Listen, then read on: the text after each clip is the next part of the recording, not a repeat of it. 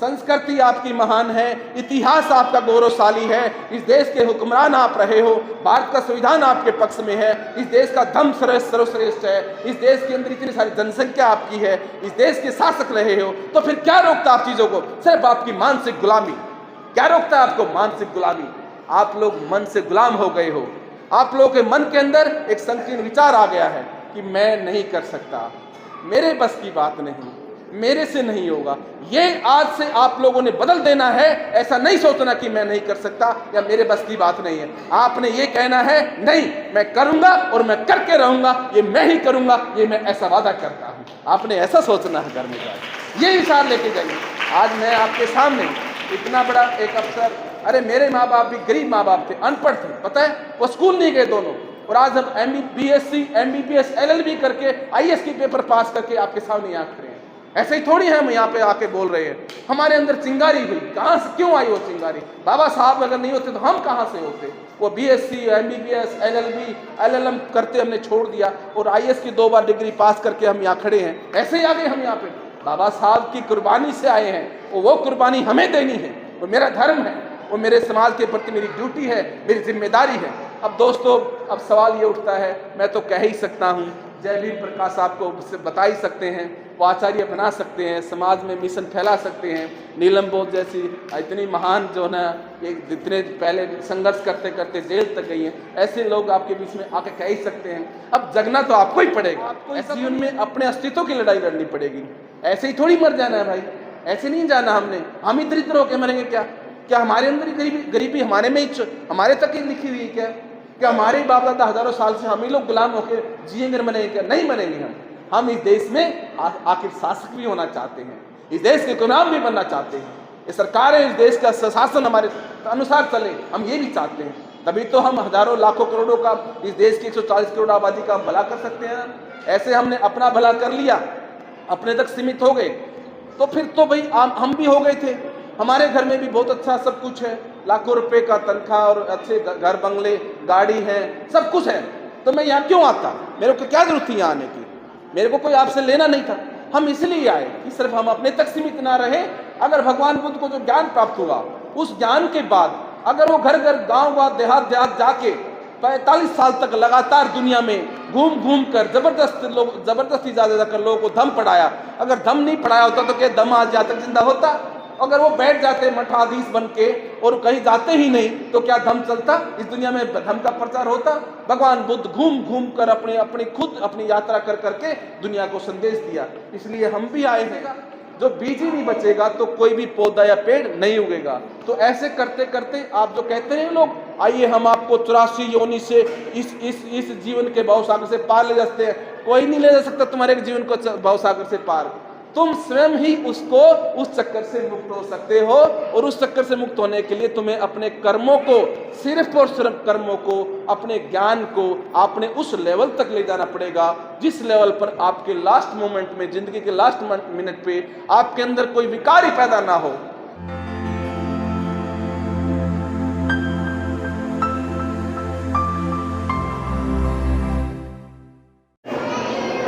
बनते सिंह को नमन करता हूँ। बंदामी बनते जी, बुलंदशहर के सुनहरी गांव के लोगों का साधुवाद करता हूं,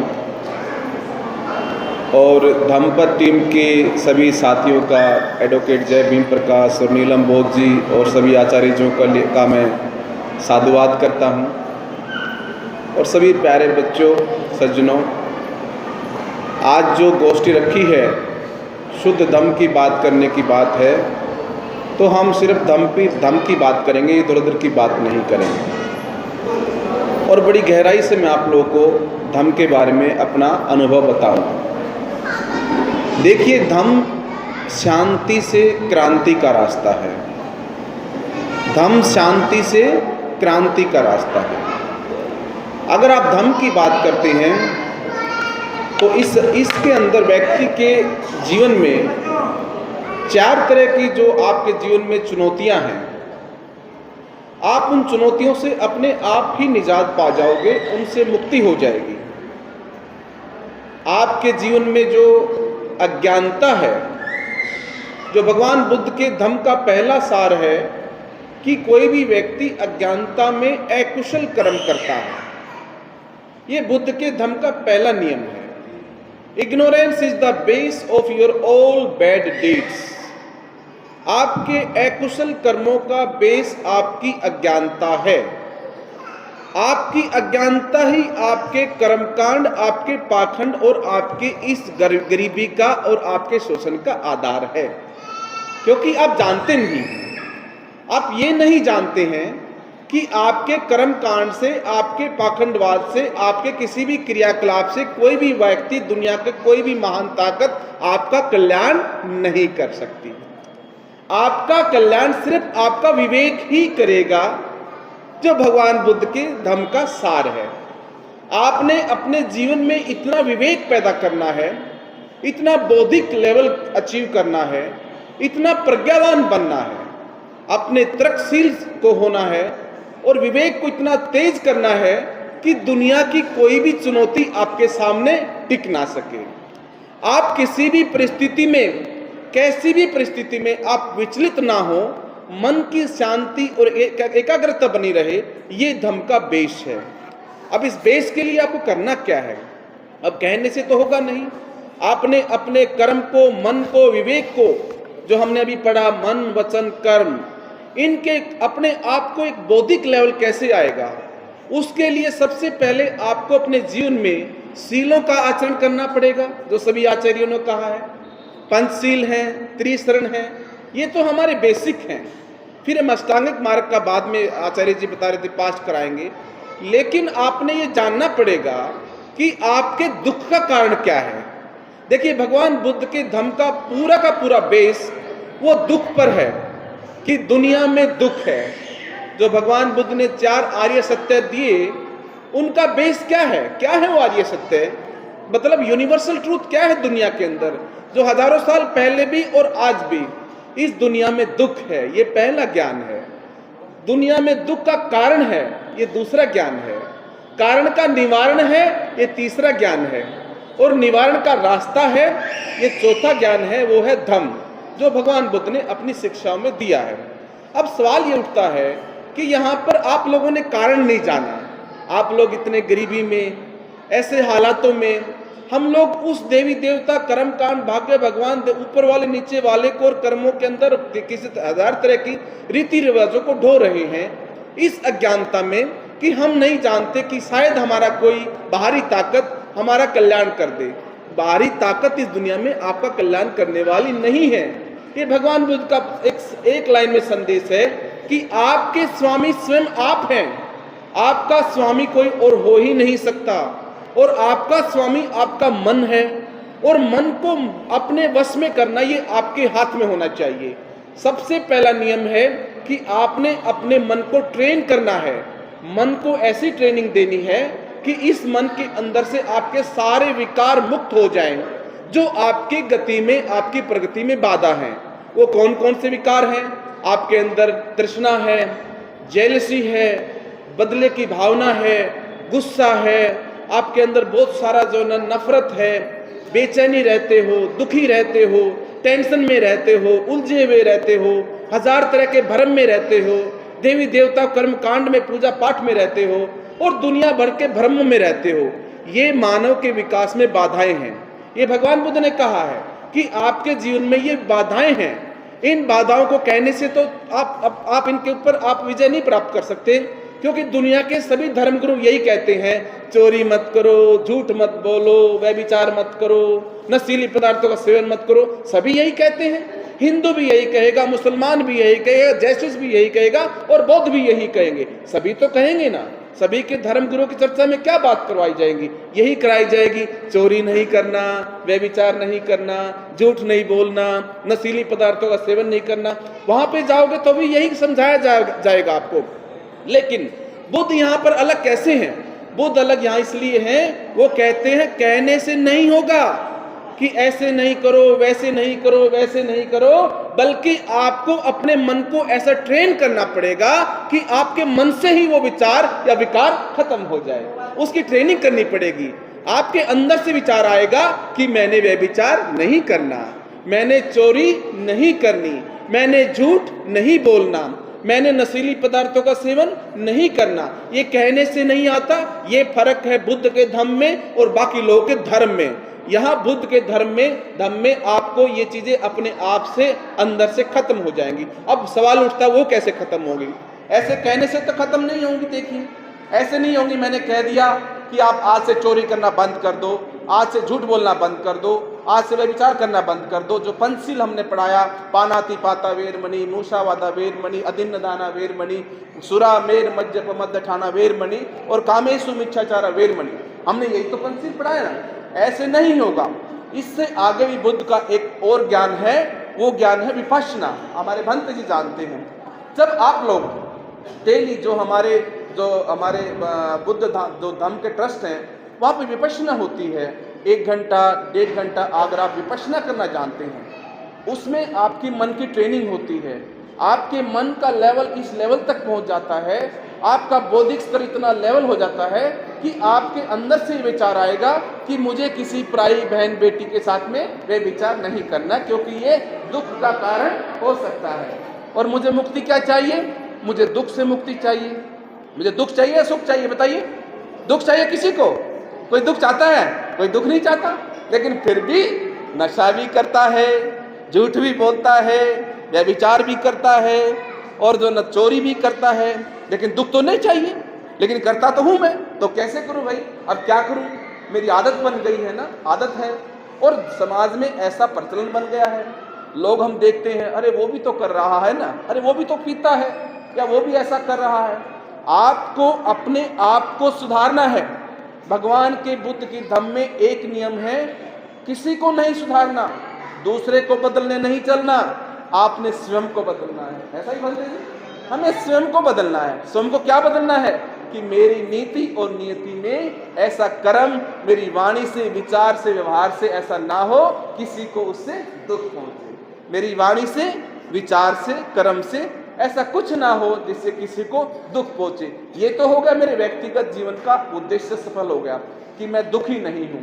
हो सकता है एक समय मेरे जीवन में कष्ट आ जाए, हो सकता है एक समय ऐसा आ जाए कि मुझे अच्छा ना लगे कि मेरे साथ अच्छा नहीं हो रहा, कुछ गलत हो रहा है। ठीक है, एक बुद्धिस्ट व्यक्ति अगर घर में तूफान भी आ जाए, बेटा बहू घर में कितना बड़ा नुकसान हो जाए, एक बुद्धिस्ट आदमी टस से मस नहीं होता। रोना तो दूर की बात है, हो करके रोएंगे, पीटेंगे, ठीक है, इमोशंस होते हैं, लेकिन बुद्धिस्ट व्यक्ति वहां पे संयमित होता है। संयमित कैसे होता है? वो उस घटना को देखता है, ये घटना घटी है, ये घटना क्यों घटी है वो ये देखेगा।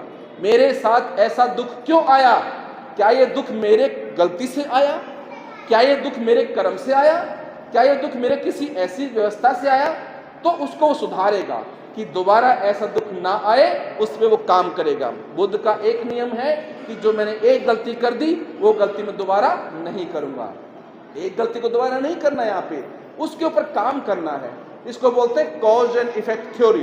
भगवान बुद्ध ने 2500 साल पहले ये थ्योरी दी थी कि हर चीज के पीछे कारण है, और कारण भी ऐसे ही नहीं कह दिया, उसके पीछे साइंटिफिक कारण है, वैज्ञानिक कारण है। आज यहाँ ये संगति हो रही है तो ये ऐसे ही नहीं हो रही है। ये जो लोग आए हैं अपने घर से उठकर, अपने बीवी अपने बच्चों को छोड़कर दिल्ली से यहाँ पर हम लोग आए हैं इतनी सर्दी में, हजारों रुपये पेट्रोल लगा के, क्या हमें यहाँ से आप लोगों को कुछ लेने आए हैं? नहीं, हमारा भी तो कोई उद्देश्य होगा ना भाई, इसके पीछे कोई तो कारण होगा ना। कारण क्या है? अरे हम चाहते हैं इस देश के अंदर जिन महापुरुषों ने हजारों साल से आपको जगाने का काम किया, उनका काम अभी अधूरा है। आप लोग जगे नहीं, आप लोग अभी भी सो रहे हो, उनका काम अधूरा है, तो उस काम को हमारी जिम्मेदारी है। हमने सोचा कि जब हमें ज्ञान प्राप्त हुआ, हमारे जीवन में हमारा विकास हुआ, तो हमारी जिम्मेदारी बनी कि हम इस काम को आगे बढ़ाएंगे। हमने ये जिम्मेदारी ली, ये काम हम आगे बढ़ाएंगे। अगर हमारे जैसा व्यक्ति जो इतना बड़ा अफसर है, हम बहुत उच्च अधिकारी हैं, हम सरकार के अंदर एक अच्छे पद पर है, जो आपके घर में आसपास में जो लोग हो ना, उनको बताना कि लोग सरकारी आदमी समाज में काम करते हैं, वो ऐसे नहीं कि सिर्फ अपने घर में बीवी बच्चे टीवी में मस्त हो गए हैं। ये हमने जिम्मेदारी ली। क्या जिम्मेदारी ली? कि जिन्होंने हमारे को ये दिया, ज्ञान दिया, धन दिया, शासन दिया, ये हमारे प्रतिष्ठा दी, हम उनके ऋणी हो गए। हम उनका ऋण चुकाने के लिए आप जैसे भाई बहनों को जगाने आए हैं कि जागिए, तुम्हारी मुक्ति तुम्हारा दूसरा कोई नहीं करेगा, तुम्हारी मुक्ति तुम्हारे महापुरुष ही करेंगे। तुम्हारे मुक्ति तुम्हारे जो आगे ये बुद्ध हैं, कबीर हैं, रविदास हैं, बाबा साहेब हैं, इनके रास्ते पर ही होगी। अंधविश्वास में भटकने से तुम्हारे को कोई रास्ता मिलने वाला नहीं है। अब सवाल ये उठता है कि आप इसमें कर क्या सकते हैं। सवाल तो यही है ना, हम तो भाई गरीब आदमी हैं, अनपढ़ आदमी, हम क्या करें, हम जानते नहीं हैं। आप इतना तो कर सकते हैं, जहाँ पर भी लगता है कोई भी चीज़ न्याय संगत नहीं है, कोई भी चीज़ ऐसी है जो आपके लिए सही नहीं है, कोई भी चीज़ ऐसी लगती है जहाँ पर आपका धन, आपका समय, आपकी एनर्जी ऐसे ही व्यर्थ हो रही है, हजारों साल से कर्मकांड करते करते आपके घर में कुछ मिल नहीं रहा है, तो छोड़ दिए उसको, छोड़ दो उस चीज़ों को। हमने भी छोड़ा 20 साल पहले, हमने भी चीज़ों को त्याग दिया, हमारा तो कुछ नहीं बिगड़ा। हमारा तो मान सम्मान, हमारा पद बढ़ता चला गया, हमारे बच्चे भी विदेशों में पढ़ने चले गए, हमारा तो नहीं बिगड़ा भाई, तो तुम्हारा क्या बिगड़ेगा भाई, तुम्हारा क्या कोई बिगाड़ सकता है। इन अपने ऊपर जो लदी हुई मान्यताओं को आप इतनी मेहनत से पैसा कमा के और उस पैसे को कर्मकांड में लगा देते हो, तो तुम लोग तो और गरीब हो जाओगे ना भाई। तो ऐसा क्यों करना, अपने पैसे से अपने बच्चों को पढ़ाओ, अपने घर में अच्छी शिक्षा दो, अपना रहन सहन अच्छा करो। तो मेरा मतलब तुम वो तो कर सकते हो ना जो तुम्हारे हाथ में है, तुम्हारे हाथ में नहीं है वो अलग बात है। उसके बाद में बुद्ध का एक और नियम है, जो चौथा नियम है कि आपको, इसको अध्यात्म कहते हैं, आध्यात्मिक है ये, कि आप इस दुनिया के जीवन मरण के चक्कर से भी आप अपने आप को मुक्त कर सकते हैं। जो भगवान बुद्ध और जो जैन जैसे लोग हैं, उन्होंने जो डिक्लेयर किया कि मेरा अब जन्म नहीं होगा, है बनते जी, उनका अब जन्म नहीं हुआ, वो वहाँ से उनका इस लाइफ के चक्कर से एक्सटिंक्ट हो गए, आउट हो गए। अब ये लोग कहते हैं कि स्वर्ग में, नरक में आपको यहाँ से जीवन के चक्कर से, भवसागर चक्कर से बाहर निकालेंगे। ऐसे निकलने वाला नहीं है कोई भी। आपको अपने कर्मों को, उन सारे अकुशल कर्मों को रिवर्स करना पड़ेगा।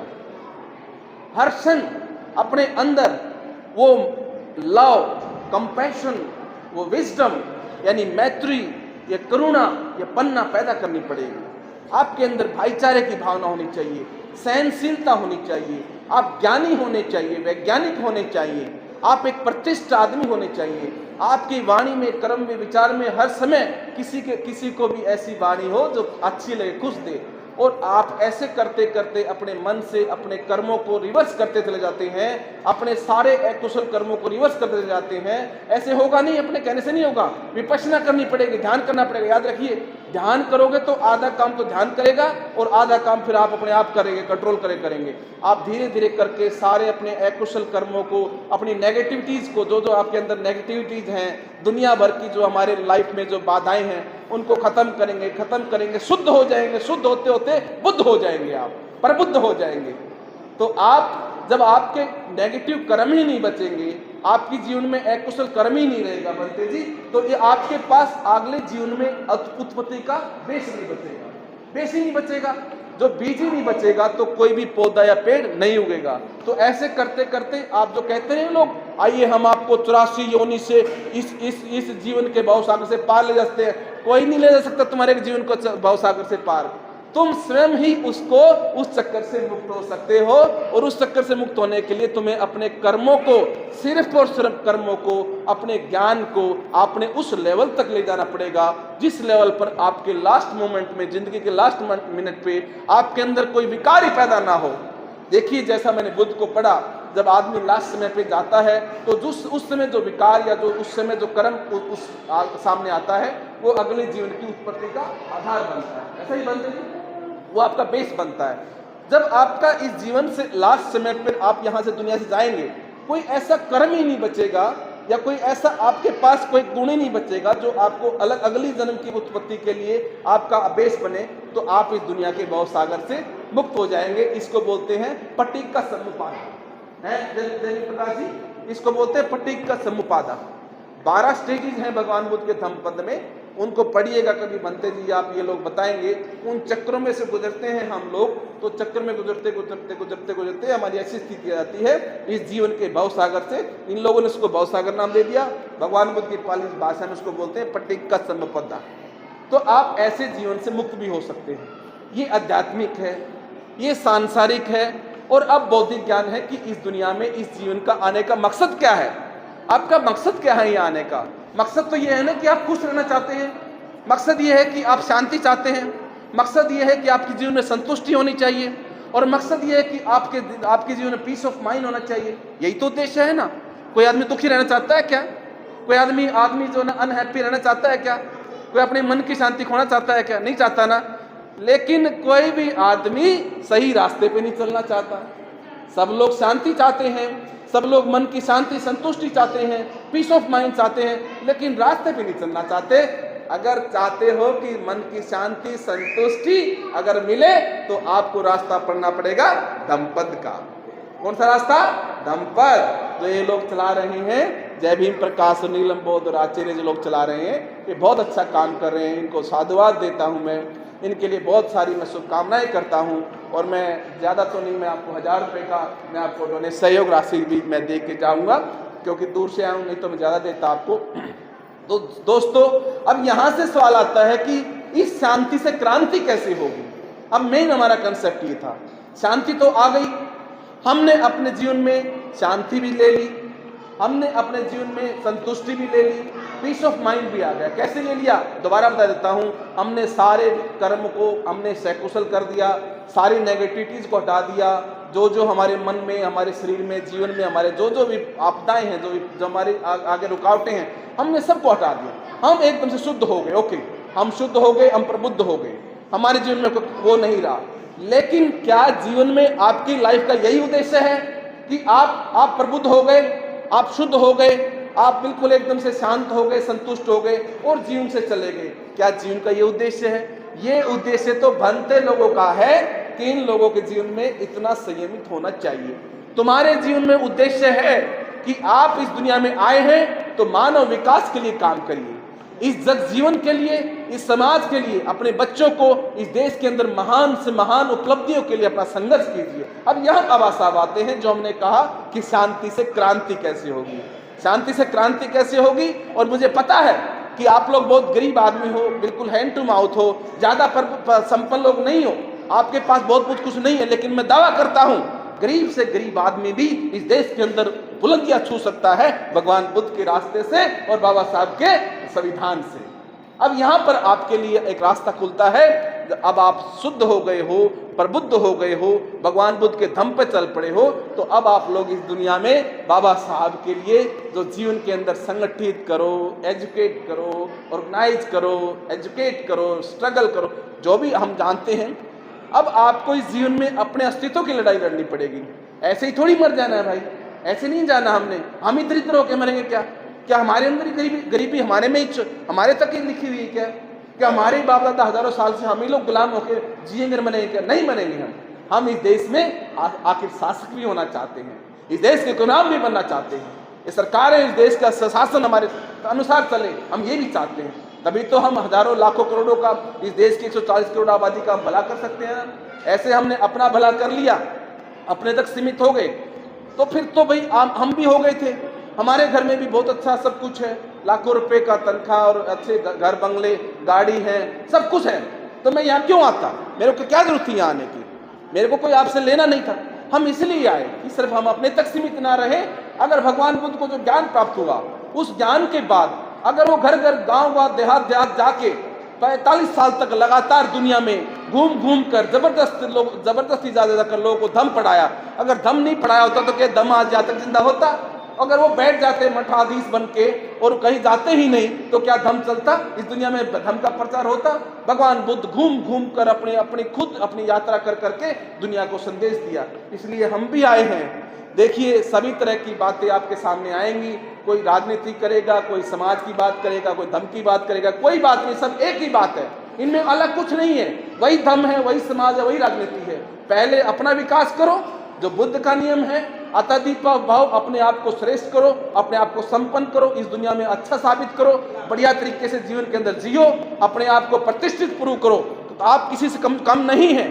ये मत समझना कि हम हीन हैं, हम कमजोर हैं, हमें कोई अछूत कह दे, हमें कोई दलित कह दे तो हमें तिरस्कृत कर दे। नहीं, आप किसी से कम नहीं है। ये भारत का संविधान भी कहता है और इस देश का विधान भी कहता है। इस देश की संस्कृति आपकी संस्कृति रही है, इस देश के राजा हुक्मरान रहे हो आप, मौर्य डायनेस्टी आपकी डायनेस्टी रही है। इस देश का इतिहास खोलोगे तो इस सिंधु घाटी सभ्यता नालंदा यूनिवर्सिटी आपकी संस्कृति रही है। अब मैं क्रांति पे आ गया हूँ, मैंने शांति की बात की थी, फिर क्रांति की बात, तो वो असंस्कृति कहाँ गई?